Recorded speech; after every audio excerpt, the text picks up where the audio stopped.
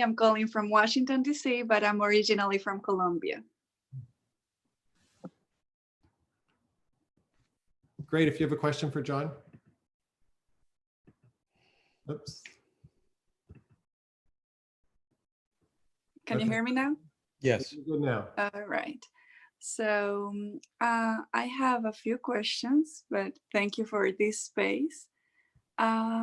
Is it okay to meditate laying down instead of sitting down? I'm a yoga instructor, and I find it more comfortable to be in Shavasana and just meditate as it is, instead of sitting down. It is not just okay, it's a really good thing to do. In part because when we wake up in the morning, we're already in bed. And sometimes we think, oh, I have to get out of bed and meditate, but you can meditate right there in bed, in Shavasana, in the corpse pose. Mm-hmm. It's actually called the corpse pose for a very, very good reason. So many, many different reasons, actually. So the real challenge is for us to wake up fully before we get out of bed. And so meditating lying down in that way on your back, with your feet falling away from each other and your arms alongside your body, but also falling away from each other, and the palms up if you feel comfortable with that.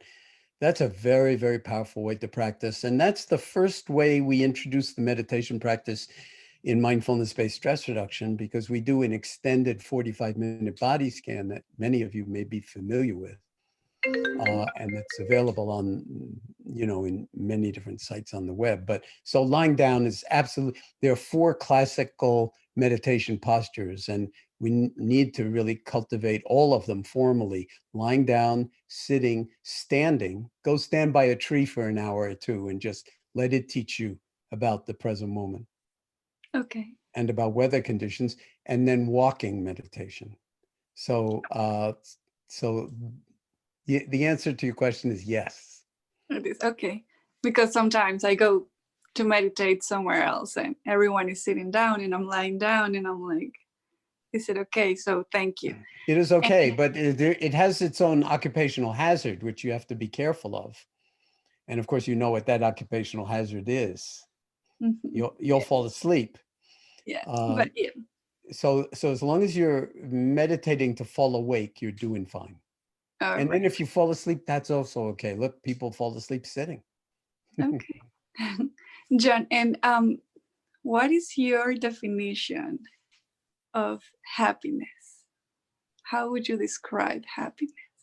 Well, I mentioned eudaimonia, and Aristotle's, sort of naming the eudaimonia. I actually don't talk about happiness very much. I don't have a definition of happiness. Because I think that very often we're grasping for something we don't have, thinking, oh, I'll be happy if these conditions apply, or if I get this or that. And that kind of happiness is actually just feeding ignorance. So for me, like, hey, to be able to, in this moment, coronavirus moment, if you can take a breath, an in-breath, and not have it be labored, that's happiness. If you can see the look in a child's eyes and connect in that moment, that's happiness. I mean, there's nothing that's not actually, incredibly wondrous, awe-inspiring in our lives. And of course, there's also enormous amounts of sadness and grief.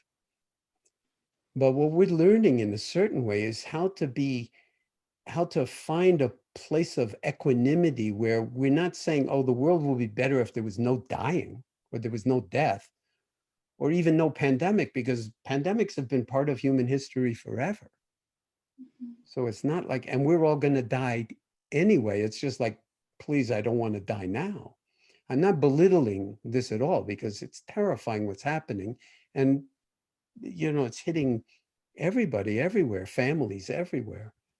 But the real challenge is to, for me, is to actually cultivate being at home with things as they are. And so happiness from that point of view would include anguish, sadness, grief, everything else. There's a certain way in which equanimity can hold even the pain and the suffering. And that's why I practice. I don't know if Thank you. that's meaningful to you, but It is meaningful. Since you. day one that I grabbed the mindfulness for beginners at the library, I don't know why I grabbed that one. Then everything has unfolded in a different way in my life. So I'm glad. thank you. And just Thank to say, we're all beginners, okay? you. So it's very important to kind of, if you stop thinking of yourself as a beginner, to be aware of that and reconnect as best you can with what Suzuki Roshi called famously beginner's mind. Thank you. Thank you. Thank you. Be well, be safe. You too.